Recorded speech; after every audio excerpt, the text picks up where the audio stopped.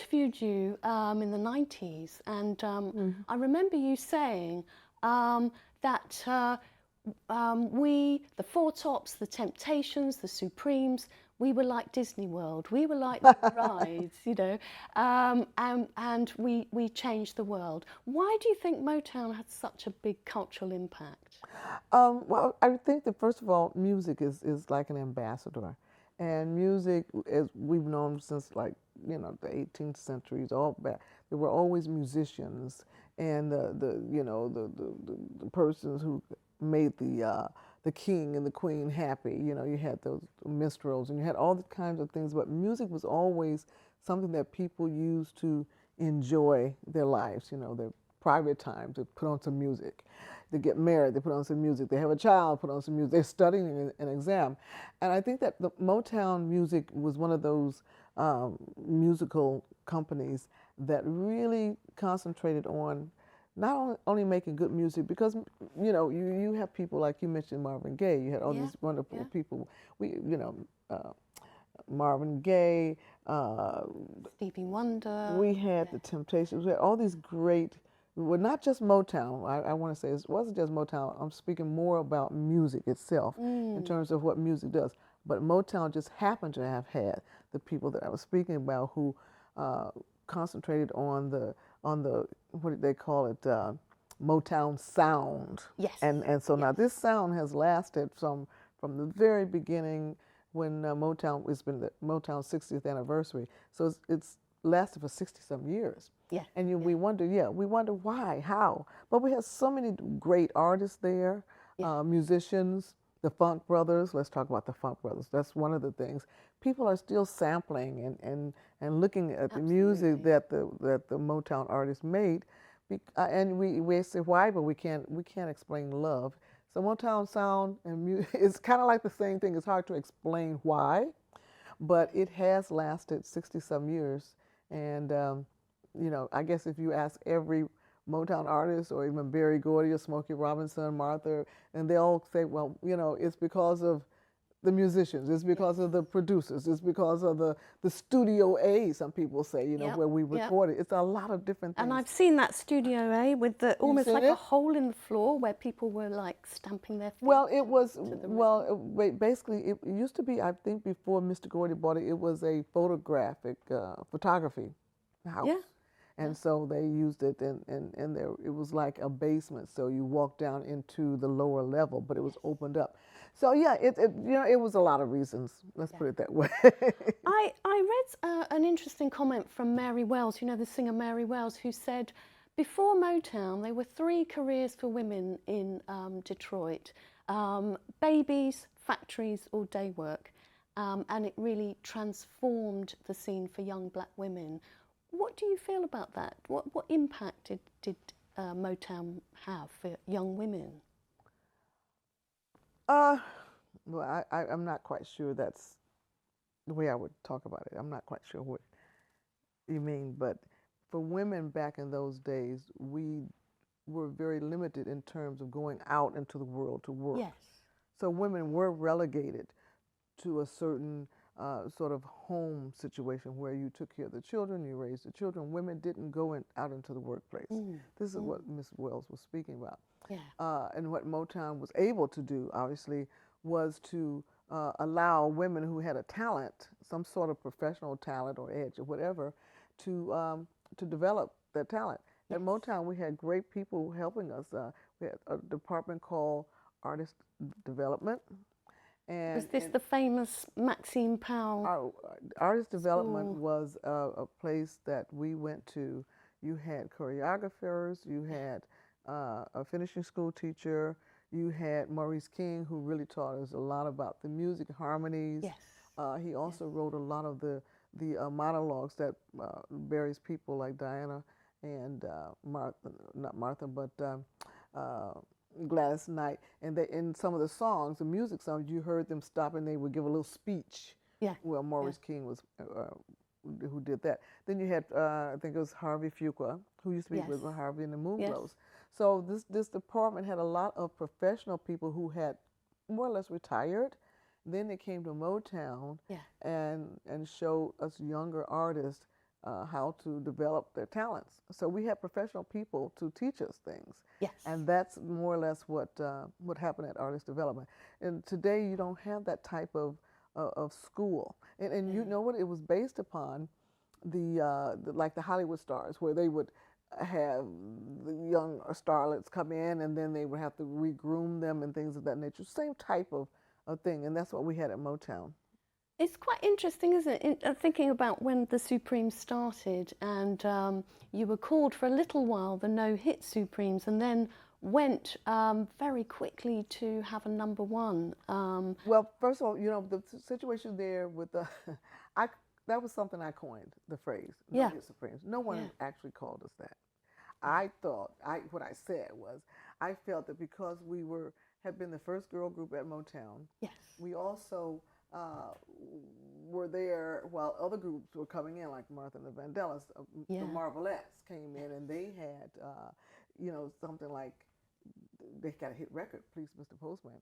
Yeah. And so we were still there as these girl groups were coming in and getting hits, and we were not.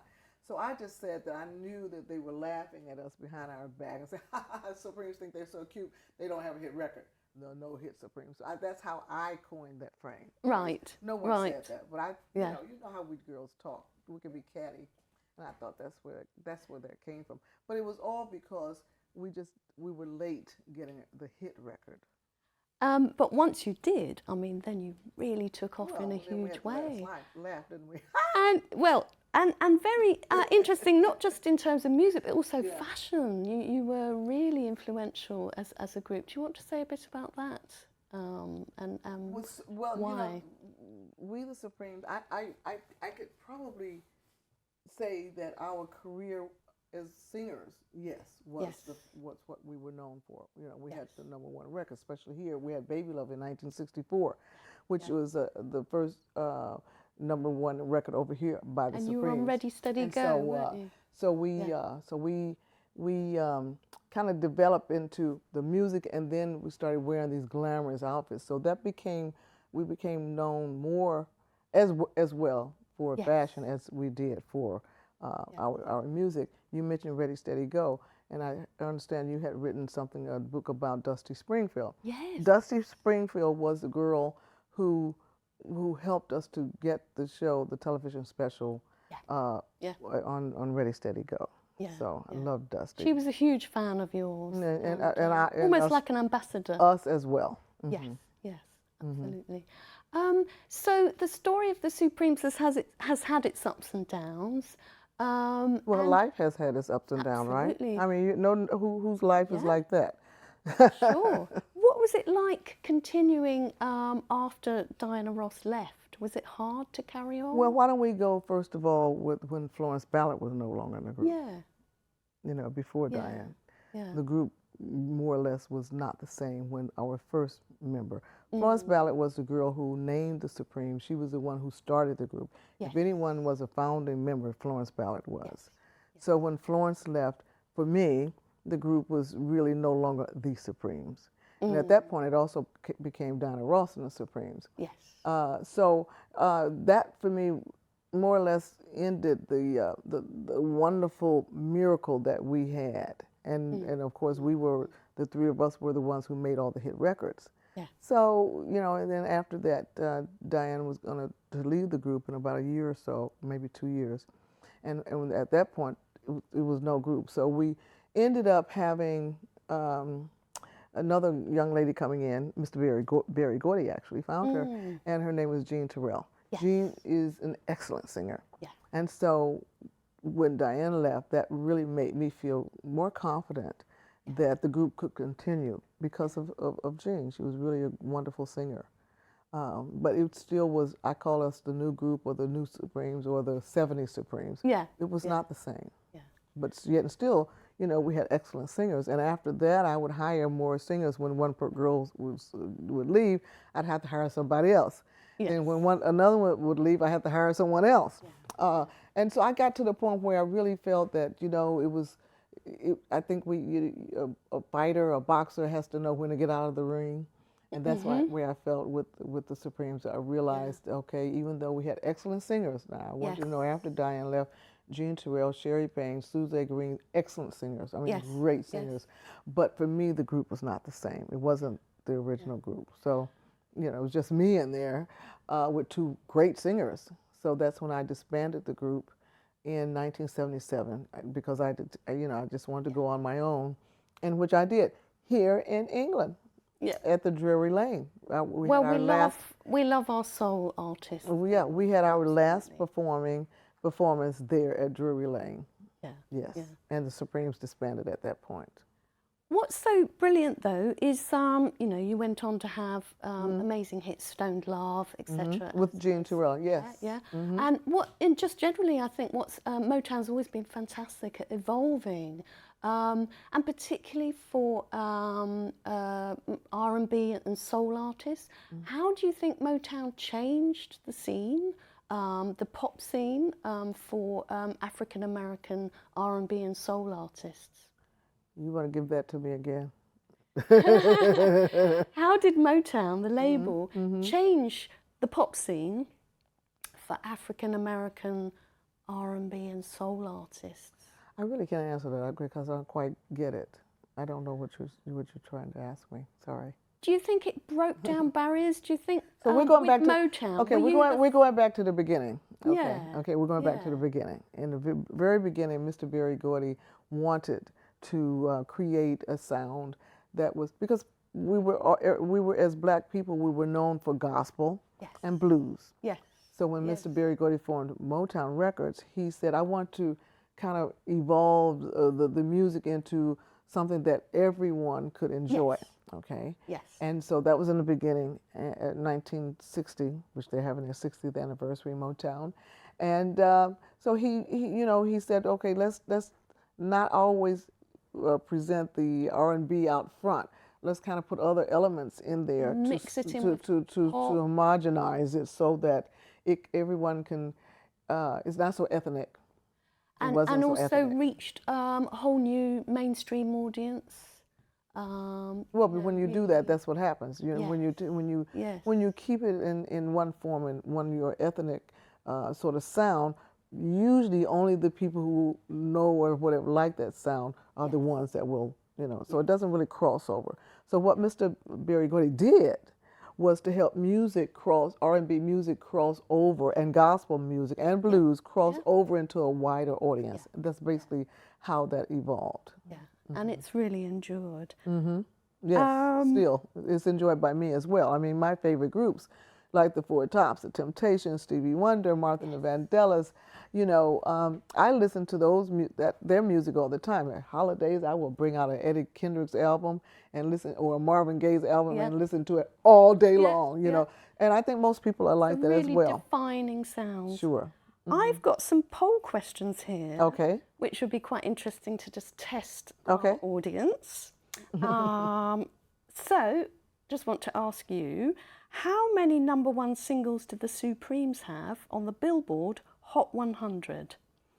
So just, you've got a few answers you can choose there. So let's see what you choose. So you had, and don't tell us at this point. Me? Yeah, don't tell us the answer. Were there any songs that you actually didn't like that were hits? Yeah, there was some song. Well, I should say something. There was actually one in the very beginning that I didn't like. And that was really a personal reason, you know what I mean? Yeah. The song was good. Yeah. It's just I wanted the Supremes to have something more of an R&B sound. And the sound that we were given was, first I should say, was our first hit #1 record, million-selling record, Where Did Our Love Go? Yes. And I wasn't crazy about the song, not so much that it was a bad song. I just wanted us to have more of a not rock and roll, a little more of R&B sound. And this was very, very pop. Yeah. So we were going into the pop area without us really, we were going into the pop area without us really knowing anything about pop music, you know, because we grew up in R&B. Yeah. So that was what I wanted us to be. Thought you'd be doing, Yes. Now everyone else at Motown, like the Four Tops, Martha, the Vandellas, I mean, they did, you know, dancing in the street. I mean, that was like, hey, you can dance to it and whatever. Yes.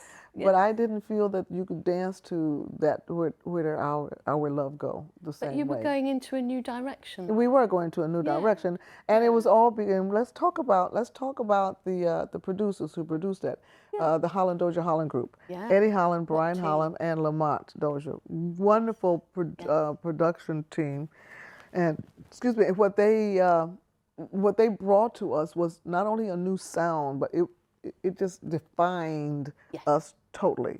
And earlier on, you had mentioned something about the records. We had more hit records than most artists at that time, and consecutive number ones. Yeah, yeah.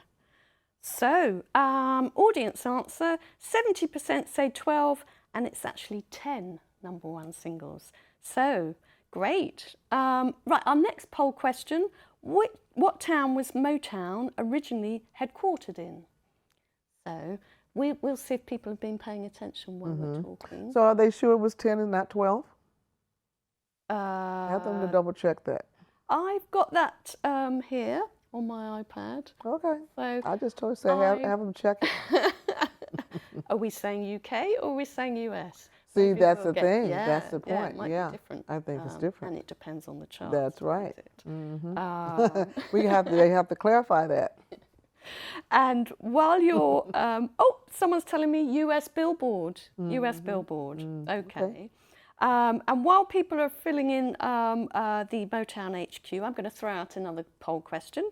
Okay. How much money did Berry Gordy borrow to start the famous record label? Now that's a tricky one, isn't it?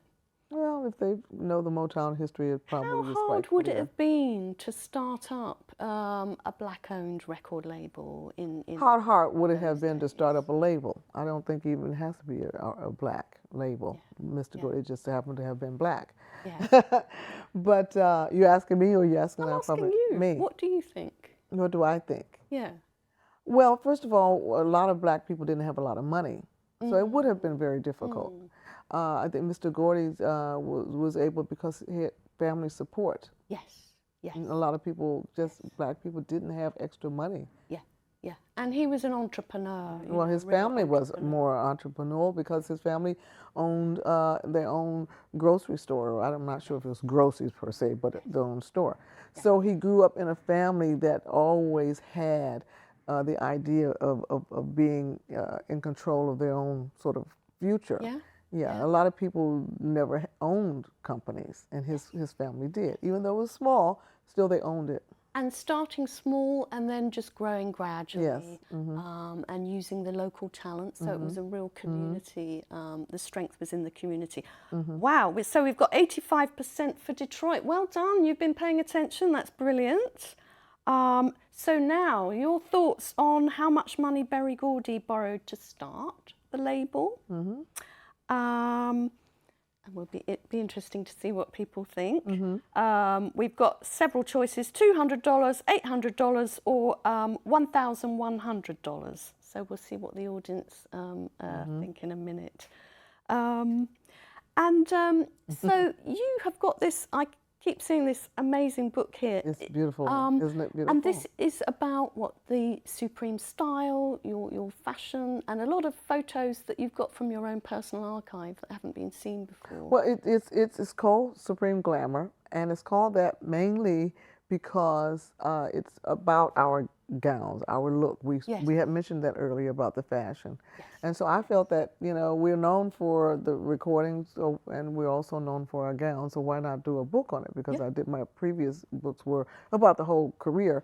This one is more about the look, the fashion, not so much, even though textual in the text is a lot about the music, a lot about the recordings, but the look and the pictures are all basically about the gowns. The gowns, we ended up wearing couture gowns.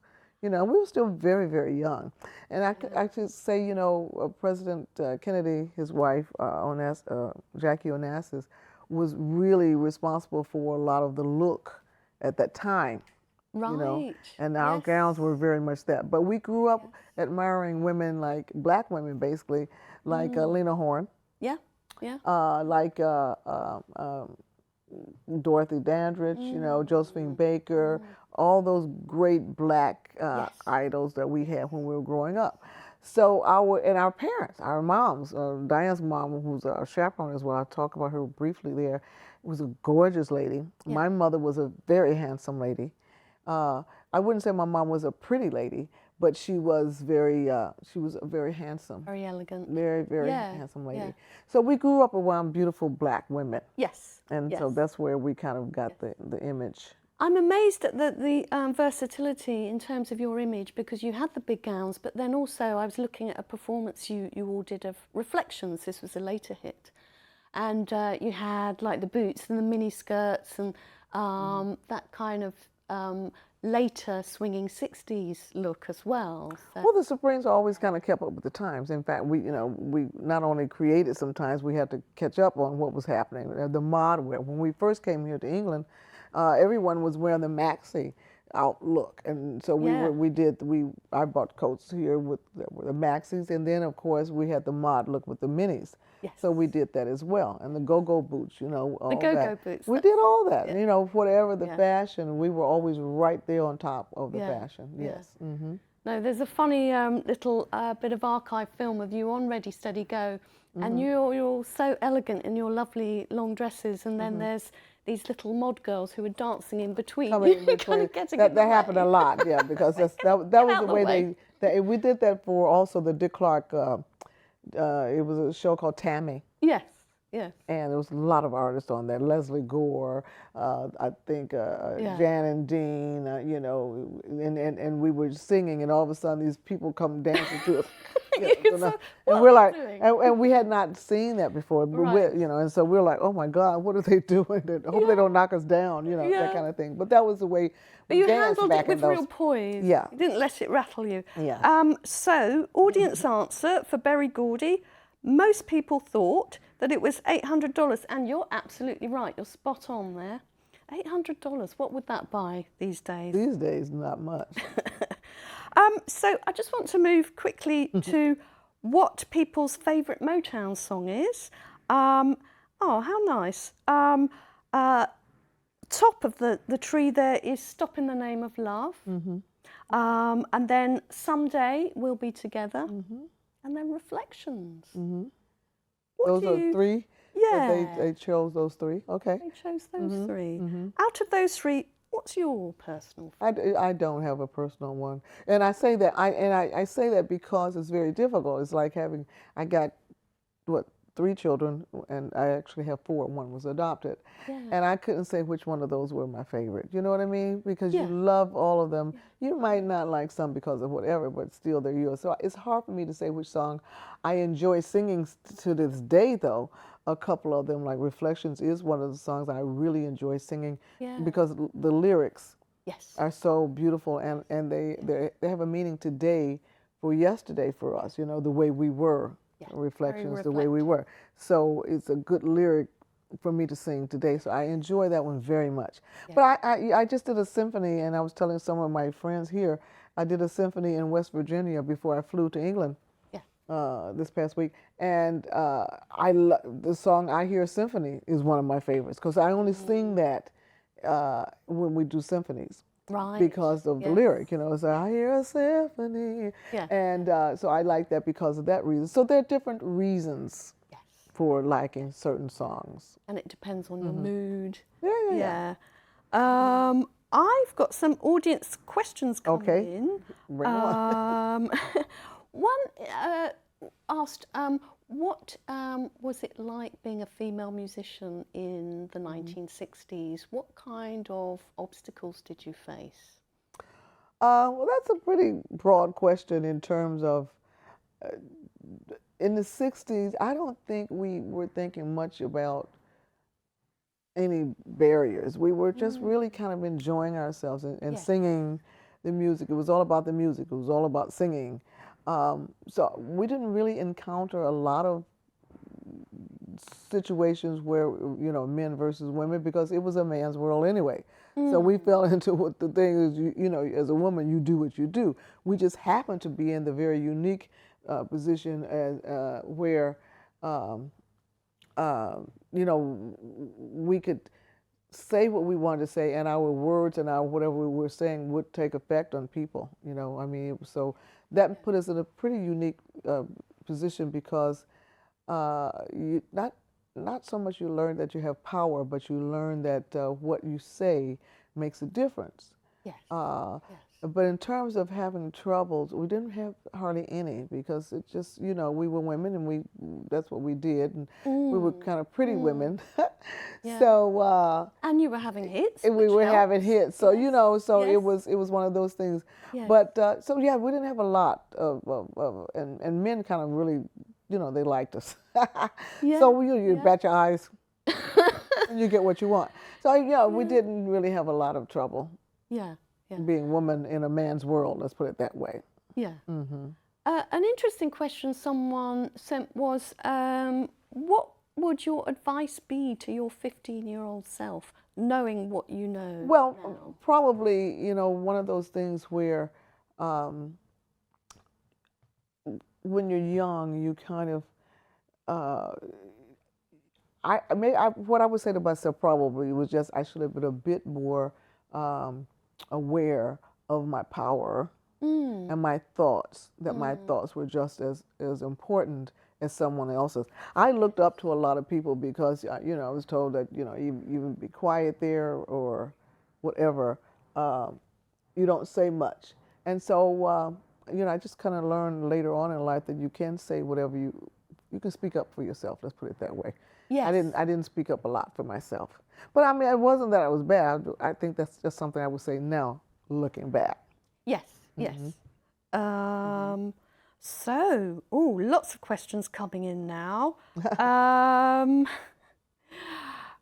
This is an interesting one. When were the Supremes aware, this is from Michael Pero, when were the Supremes aware that they were not only important performers, but important social trailblazers? Well, I think I kind of mentioned that a minute ago, but I'll go back to it. In that, as we became more famous around the world, we realized that, you know, we could do a lot more, not just sing, we could do a lot more for the world. Yeah. We started endorsing, say, people like Hubert Humphrey for vice president, he was, or whatever, I forgot he was running for president. And we started to do a lot of political statements and being a part of a lot of political movements as black people. Martin Luther King was very famous and popular at the time, and so we, you know, we kind of got into that in a more significant way to help that cause, because now we had a voice and people would listen to us. Did you meet Martin Luther King? Sure. We met Martin Luther King. What was he and like? Mr. Gordy actually recorded one of Mr. King's speeches, and that was like wonderful. That, you know, and so yeah, as in the black community, he meant a lot to a lot of people. Yes. And we all looked up to him because we had someone to speak out for us as the black whatever, and that was a very, very wonderful thing to have, to be, you know, to be rubbing shoulders with someone of that significance. That's excellent. One last question. Okay. Congratulations on your new journey. This is from Nicholas Lamont Stiles Jr. Hello, Nicholas. Congratulations on your new journey with Dancing with the Stars. What are you doing to prepare for the show and the dancing? Thanks, Nicholas. I know who Nicholas is. He's in Ohio. What am I doing? I only just heard. I only just heard I was going to be in it. So I'm kind of excited, and that's why I couldn't be in New York with all the other cast, because they just announced it. I think it was yesterday. And I had to, you know, do a satellite thing here in England to be a part of that in New York. So I haven't really, you know, decided, but they decide everything there. I have heard that I'll be doing lots of dancing, like 5 hours or 6 hours a day. Amazing. All week. Yeah. Studying, practicing with whomever they decide will be my partner, which I don't know yet. Right. So that's going to be a lot of work, and I'm looking forward to it. I'm looking forward to, because I'll be learning, you know, learning how to do the tango and the waltz and all those kind of things, which I never have done. Yeah. So this is going to be a learning thing for me, and which I'll enjoy because I enjoy learning. I went back to school it was in the 90s in New York. I went to NYU, Yes. and I got my associate's degree. I graduated. I was so happy to actually go back to school and learn. So I enjoy learning. So that's why this is going to be very good for me. But however, I want you to know, aside from learning, I will also win. I like that. The competitive urge. And you know Never what? goes away. You know what? But I never was competitive. That's the most amazing thing. And I really am now because I feel confident about myself that I can be competitive, but not against anyone else. More for myself. For yourself. For yourself. Yeah, not against anyone. It's more. In fact, I met the two of the girls, ladies, on the show when I went in last week before I left home, and I met them. And one of the cute young ladies, Laura, was saying, "Yeah, we're going to be competing against each other." I'm like, "I'm not going to be competing. I don't come there to compete. Yeah. We're going to have fun. I'm going to do my best." Because I'll tell you something else. When we, the Motown, started doing, like, it was the Motown Review Tour, and the same time that Dusty Springfield had us on Ready, Steady, Go, the Motown Review Tour was there. All of us were there. And what was great about the Motown Tour was that, I hate the top of that picture. Turn that one off. The bottom is better for me. Anyway, so whoever was on the show, if the contours say open the show, they made that stage so hot that when they came off, the next act would have to come on and be hotter. But it wasn't competing against each other. It was just we made each other better. Yes. And that's the kind of competitor I will be. Yes. Brilliant. Well, thank you so much. It's been a brilliant conversation. We could have all carried on for a lot longer, couldn't we? And well, let me tell you this. Let me tell you this. Well. If they read this book, a lot of the text talks about the overview of all of that, what we've been speaking about. So I've written about things that maybe I hadn't written about before. So people, a lot of questions will be answered in the book, and some may not. I may have to do another book. Yeah. No. Absolutely. Thank you. Thank you, and it's Mary. good talking with you again. This time in person, right? Yes. Okay. Yes. Cool. Absolutely. Thank you. Thank you.